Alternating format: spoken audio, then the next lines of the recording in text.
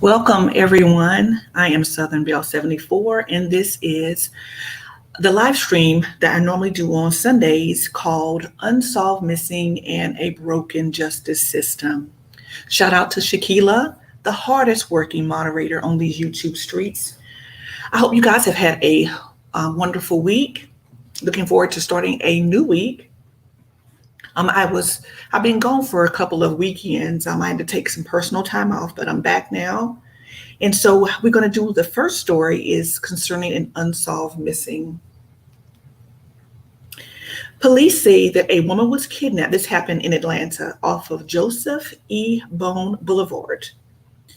And police are trying to find out how her body ended up on the opposite side of town off of South Fulton Street. Let's roll the clip.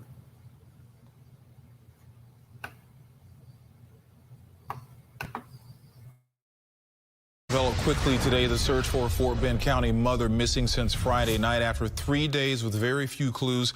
Investigators now believe they have found Allison Chapman Kemp's body and car. KPRC2's Courtney Zabowski live at Jones Creek Ranch Park with the very latest. Courtney.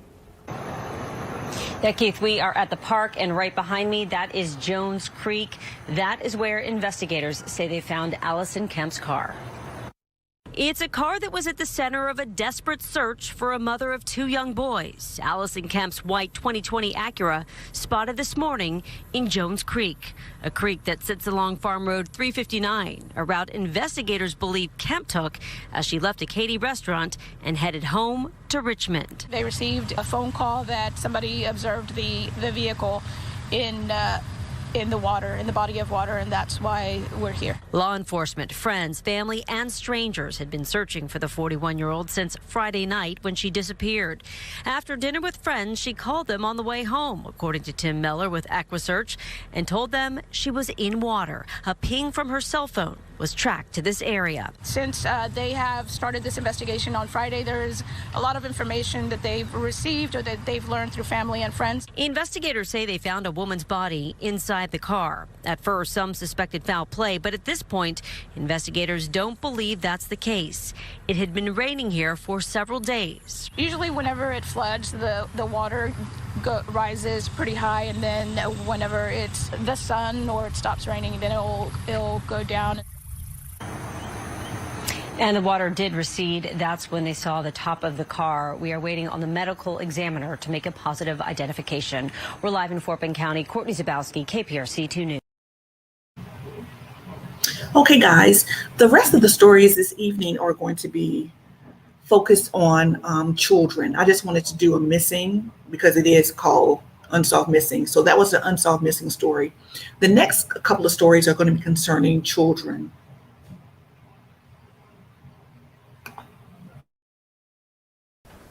Children in our community are absolutely, they're cherished. You know, they are individuals without voice, and many times in those situations, and situations like we've encountered this week, it's our job to be their voice. Christiansburg Police Chief Mark Sisson started the press conference with this emotional statement, saying how hard the death of 2-year-old Stephen Meek has been for his department. Our detectives continued with their investigation in the cause of Stephen's death and ultimately uncovered evidence indicating that Stephen was not only the victim of physical abuse that resulted in his injuries on January the 11th, but also that he had been the victim of sexual abuse at the hands of both Mackenzie Hellman and his mother, Kayla Thomas. Both Hellman and Thomas facing multiple charges. Police say some of the charges stem from the abuse of a second child. What happened to this innocent child can only be described as horrific, and we can only imagine the pain felt by the loved ones of Stephen Meeks, and our hearts and prayers go out to the families involved. This all started when police received a call on January 11th about an unresponsive child at this home. Stephen later died at the hospital.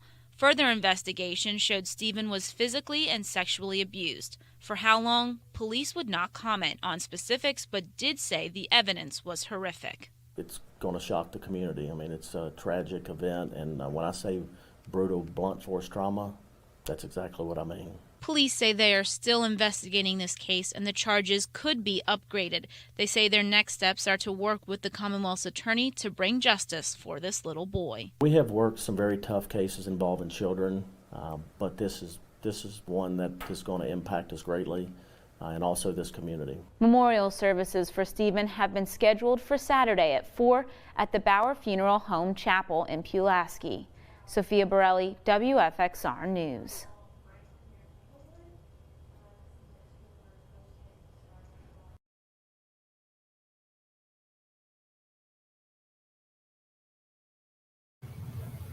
And we're back. This next story comes out of Oklahoma, Edmond, Oklahoma. The police there are investigating a case where child neglect has taken place. They arrested the parents and caregivers of an 8-year-old child who was found weighing only 30 pounds. My God. Just heartbreaking and sad. DHS heard about this little boy after a report came in that he was going in and out of his window at night, going into a dumpster to find food. That 8-year-old boy, the size and body weight of a 2-year-old toddler. Put your hands back behind your back. Edmond police greeting 61-year-old Valerio Garcia with handcuffs as he arrived home from work Wednesday. His 36-year-old fiance, Akimi Cox, also cuffed. But you've got a warrant for your arrest, okay? For child neglect. Edmond police say a DHS caseworker visited the couple's trailer home near Sooner and Coffee Creek Road back in February and reported Cox's 8-year-old son's stomach was distended, meaning swollen and bloated, and he was, quote, extremely skinny and his skin sagging. He stood at around 3 feet tall, weighed 30 pounds, and wore size 3T clothing. It seemed that he did have a very strict regimented meal plan. All right, have a seat. But it was very small and clearly not enough calories to sustain. That caseworker taking the boy to Children's Hospital, where doctors deemed this a medical neglect case. Also shocking and heinous. He's almost my 10-year-old's age, and he's the size of my 3-year-old. The child, once he was released from the hospital, stayed in DHS custody, so he did not go back to his mother's custody. Police say Garcia has a history with DHS dating back to 2006. Cox also with a history going back 19 years. She has 6 children, and police say the 8-year-old was the only one she had parental rights to. The couple now sitting at the Oklahoma County Jail facing 2 counts of child neglect. Now, we're told the child was attending school virtually, so there wasn't any way that anyone else could see what was happening. The 8-year-old in 7 years, from 2014 until February of this year, had only gained 7 pounds. But we are happy to report, I actually saw the before and after pictures, that child has actually gained 15 pounds and is doing well in foster care. Reporting live from the Edmond Police Department tonight, Bertrand Adger, KOCO 5 News.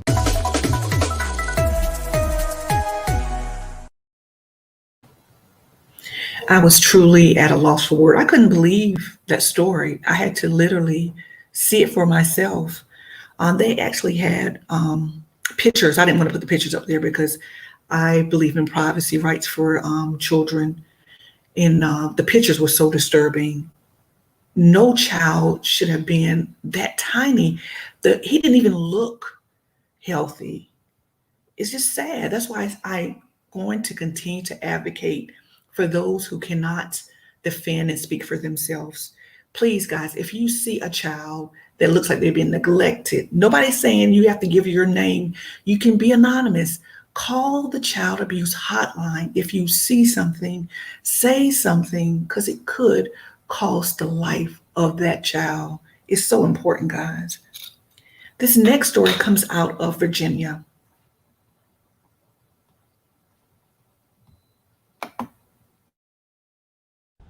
May 4th, forensic units and detectives raid this home in the 6400 block of Lookout Point Circle in Chesterfield County. A freezer is secured and removed, loaded onto a flatbed tow truck. Crime Insider sources tell me inside, the body of a little boy was found, and he'd been there for almost 2 years. We needed to have an autopsy done, and we worked really well with the Office of the Chief Medical Examiner. They brought in some specialists, some forensic anthropologists to help us out on this, and it got to a point where, it took a little bit of time to actually thaw things that way they could actually do the work that they needed to do to help us try to determine the cause and manner of death in this case. Police identified the young boy as Elil Adon Weaver. This is a picture of him on a Christmas card sent to neighbors about 4 years ago.